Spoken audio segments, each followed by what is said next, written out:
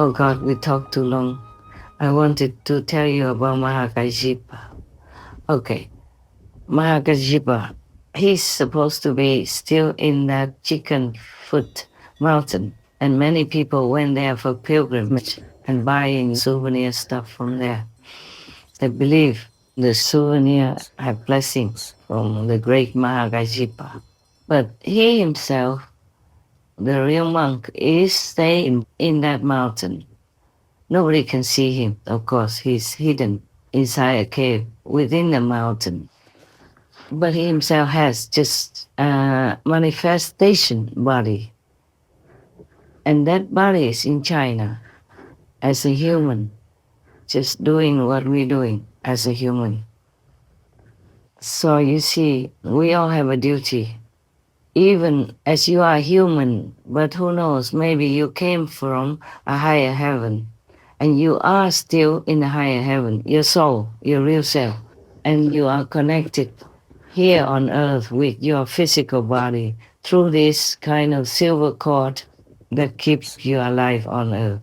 As soon as that cord is cut or severed in some way, then you can't stay alive anymore. And if you happen to, for example, go without breathing for some reason, like in an accident or something, then the cord is still there to keep you alive. But if your soul happened to be dragged into hell, then if you stay in hell too long, you can't come back to the body anymore, because at that time, the silver cord that connects your soul to the body would be dissolved. Your body that goes to hell is an astral body. You will feel as much pain as in the physical body, even more so, because if you have a physical body, you are shielded from all kinds of hellish feelings. Even if you are still on earth, walking around or laying in bed, half dead, and your astral body is already in hell and has all kinds of punishment, you would not feel much in the body. That is the thing. But when your body is gone, you will feel it, of course. When you're in hell with the astral body, you feel everything so intensified, so magnified, because you have no physical body to shield you. Many people who are already in hell, their souls are attached to that astral body. We have many bodies, and astral is one of our bodies. We have also the causal body and a Brahman body from the third level and an astral body, yes. Anything that's done to the astral body, the human body doesn't feel much, but sometimes if it's too strong, it could cause some sickness or some weird feeling, headache or some nightmare, stuff like that, and it feels as painful as if you are in hell. But mostly if you're still alive because it's your destiny karma like that, then even if you're already punished in hell, you do not feel pain in the physical body. So Mahākāśyapa has a manifested physical body on earth, just like a human. Just like I told you before, the king of karma lives near Australia. I don't want to tell you. I don't want you to go there, run around looking for him. As a human, in a human body, but he is a king of karma, and he's still doing his job, both in the human world as well as in the invisible world, like astral world, for example. We talk sometimes, yeah. Now, Mahākāśyapa was a great being, a great saint. As a monk, he lived totally opposite to his life before in the mundane world. He was the son of a very rich family, so he had everything he wanted and lived in luxury. But since young, he always wanted to be a renunciate, to practice spiritually. He didn't want to stay in the house, continue his business, or enjoy the luxury. Just like the Buddha, he was a prince, but he renounced everything just to look for enlightenment, to attain Buddhahood. Mahākāśyapa was even married to a beautiful woman. the most beautiful woman that anyone could see at that time in that province, or maybe in the whole country. Excuse me.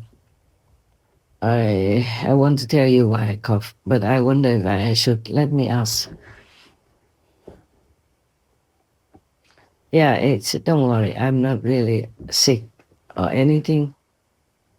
It's just the karma that manifested from my interference with some war people. Namely, this is the Lord, the King of Karma even told me himself because I didn't bother so much.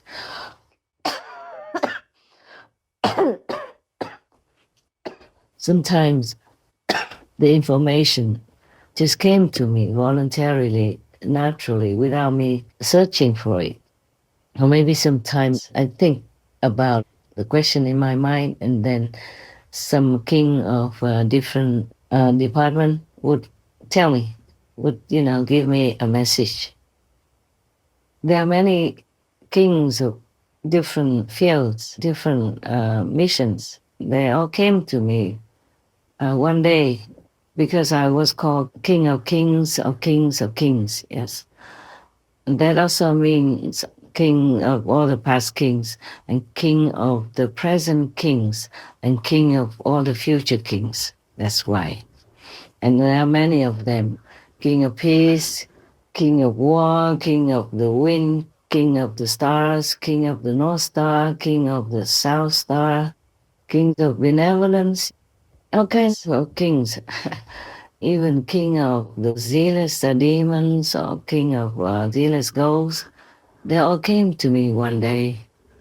When was it? Was me last year then? Last year, sometime in April, yes. Some occasion, they all came just to pay respect.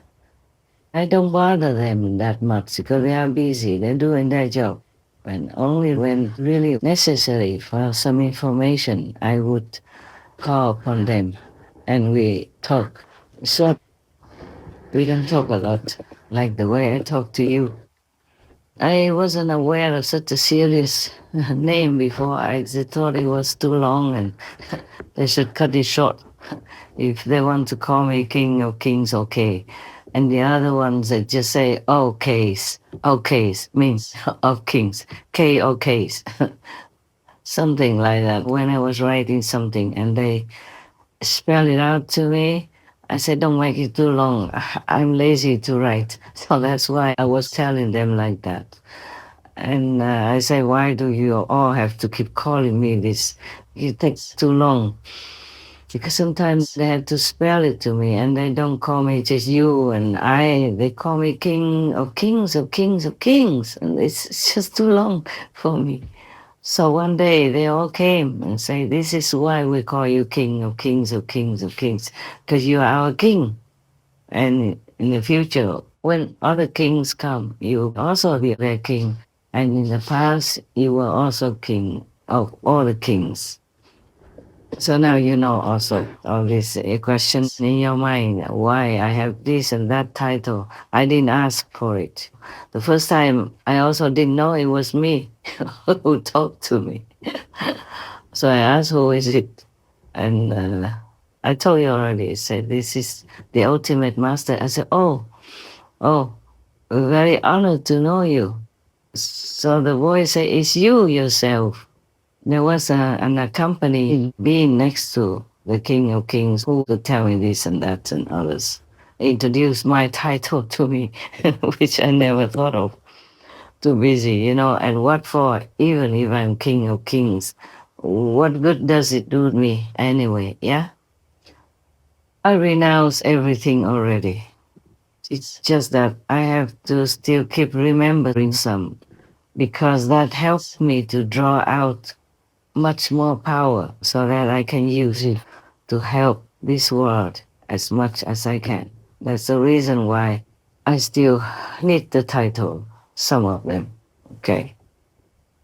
And I never thought I would tell you that I'm Maitreya Buddha or the king of Dharma wheel turning, because I never thought about all these things. I'm too busy working every day. Just like if you graduated or if you're a doctor, you can't keep thinking, oh, I'm a doctor, how wonderful, how great. No, you're just taking care of your patients. That's all. It's only the patients that keep reminding you that you're a doctor. People who you are dealing with remind you that you're a doctor because they call you doctor this, doctor that. Yes, they even call your wife Madam Doctor, even if she doesn't have any doctor degree, because she is the wife of a doctor. Yeah. In German, they call a doctor's wife also Mrs. Doctor. Yeah. Frau Doctor. So it's nice. See, if you're a woman uh, and you want to be called doctor, just marry one. Very convenient. You don't have to study many, many years and work so hard for your doctor degree. Mm.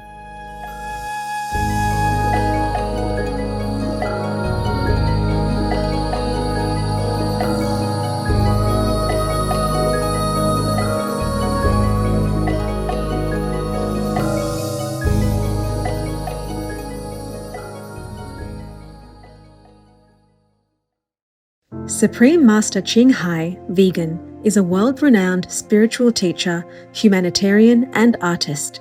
To learn more about her compassionate life and teachings, please visit suprememastertv.com/master.